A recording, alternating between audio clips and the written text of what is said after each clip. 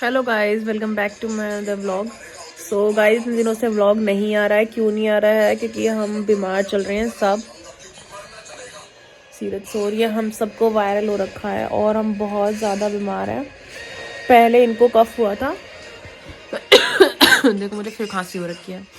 फिर उसके बाद ये सही हो गए थे। देन उसके बाद दोबारा इनको कफ हुआ और मुझे भी फिर नहीं, मुझे नहीं, फिर सुबह अर्ली मॉर्निंग में हम उठे तो उठने के बाद मैंने देखा कि सीरत उठ नहीं रही, क्योंकि वो 10 बजे मतलब किसी की भी थोड़ी सी भी आवाज़ आ जाती है ना तो उठ जाती है। वो उठी नहीं। मैंने उसको चेक करा तो उसको फीवर और सर गर्म हो रखा था। मैंने कहा यार इनकी खांसी हो रखी थी, इनको जल्दी से जल्दी। फिर होली फैमिली गए थे एडमिट कराने, पापा जी और के साथ गए थे, पापा और मम्मी के साथ।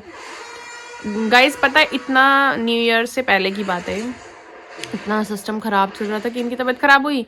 देन उसके बाद इसको फीवर हुआ। मैंने कहा चलो इसको क्रोसिन दे देती हूँ, क्रोसिन देने से ना मतलब इसको रिलीफ मिल जाएगा। मैंने इसको क्रोसिन दी, इसका फीवर उतरा। मैं इसके पास सो गई, सीरत के पास।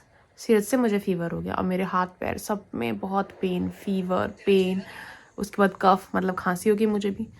खांसी सीवियर वाली हो गई जब से कोरोना हुआ है ना गाइज। उसके बाद से ना खांसी का फोबिया हो गया। मुझे इतना डर लगता है क्योंकि खांसी होती भी नहीं है ऐसी जैसे पहले हुआ करती थी ना। खांसी तो है, कोल्ड कफ तो बहुत ही ऐसा होता है कि आता जाता रहता है। नहीं, बहुत ज़्यादा प्रॉब्लम हुई थी। तो मैंने क्या करा फिर उसके बाद मेरे को तो तबीयत ख़राब रही। मैंने कहा चलो आज का दिन देखते हैं। सीरत को भी फीवर बार बार चढ़ रहा था, वायरल था। तो विद इन 3-4 आवर्स तक जब तक दवाई दी तब तक उसका असर रहता, तब तक तो वो ठीक। फिर उसके बाद दोबारा उसको फीवर। मैंने क्या करा फिर, वो रात बहुत ज़्यादा मुश्किल से काटी मैंने कि भाई चलो भाई कट जाए कट जाए कट जाए। अर्ली मॉर्निंग इन्होंने बोल दिया था कि मैं तेरे को होली फैमिली एडमिट कर दूंगा, तो चल मेरे साथ। तो 1 जनवरी की बात बता रही हूँ, न्यू ईयर वाले दिन। सोचा था कि न्यू ईयर वाले दिन हम मतलब घूमने जाएंगे कहीं अच्छा। 31st को ही सोचा था हम घूमने जाएंगे। 31st को ही तबीयत ख़राब हो गई थी इनकी। 30th को से ही तबीयत तो बहुत दिनों से ख़राब थी, पर जो सीवियर वाली हुई थी ना वो 30th से ही हो गई थी इनको। 31st की अर्ली मॉर्निंग मेरी तबीयत ख़राब थी। फिर 1 तारीख को ये मतलब न्यू ईयर वाले दिन मुझे लेके गए और मैं और ये हॉस्पिटल गए। हम हॉस्पिटल जाने के बाद उन्होंने मेरा ब्लड लिया, टेस्ट वगैरह करे कि डेंगू वगैरह तो नहीं है, क्योंकि मेरे को पेन भी था मेरे पैरों में भी और शिवरिंग मतलब वो भी होती है, कांपन सी भी जाती है ना, ठंड लगती है। और उसके बाद सीरत को भी फीवर था, 102 फीवर था। उन्होंने उस टाइम पे मेज़र किया था, 102 फीवर था। तो इसको बैंडेजेस लगाई ठंडी। वो कोल्ड वो ऐसे करते हैं, सबसे पहले क्या जाते हैं एडमिट कर देते हैं। इमरजेंसी में हम दोनों एडमिट हुए। इमरजेंसी में उन्होंने एडमिट करने के बाद सीरत को क्या करा कि सीरत को उन्होंने बैंडेज लगाई ठंडी वाली। एक बेड पे सीरत थी, ये लेके बैठे थे, एक बेड पे मैं थी।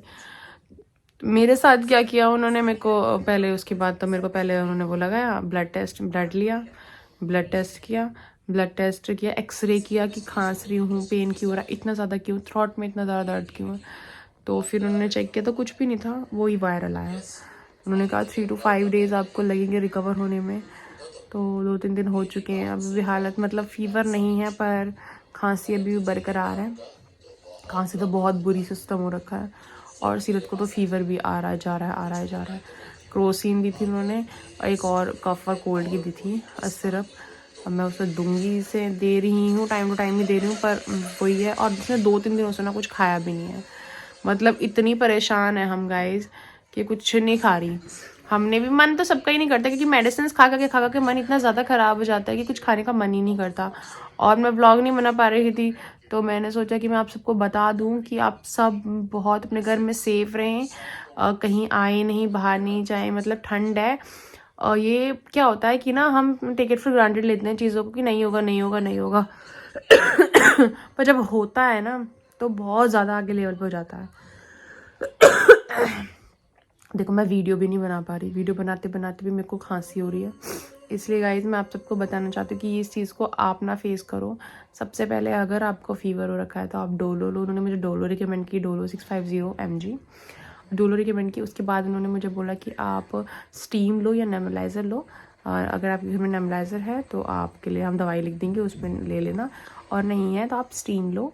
स्टीम लेने के बाद सुबह मॉर्निंग में गार्गल करो, रात में गार्गल करो, गर्म पानी ही इनटेक करो।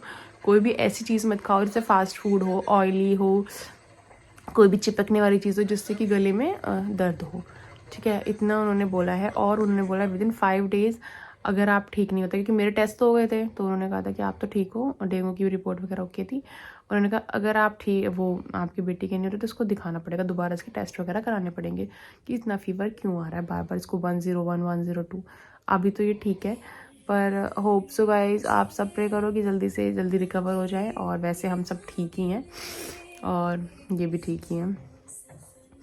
घर में बीमारी तो यही लाए थे, उससे पहले इन्हीं को हुआ था। इतनी ज़्यादा खांसी हुई थी गाइस, उनको नींद नहीं आ रही थी, पूरी रात खांसी, पूरी रात। मतलब इतने परेशान हो गए थे हम। मैंने कहा यार इनको इतनी खांसी हो रही कैसे, मैंने कहा डॉक्टर के पास लेके जाओ, इंजेक्शन, इनको इंजेक्शन। हाँ मेरा तो मैंने बता दिया कि उन्होंने क्या करा, 650 mg मुझे डोलो दी।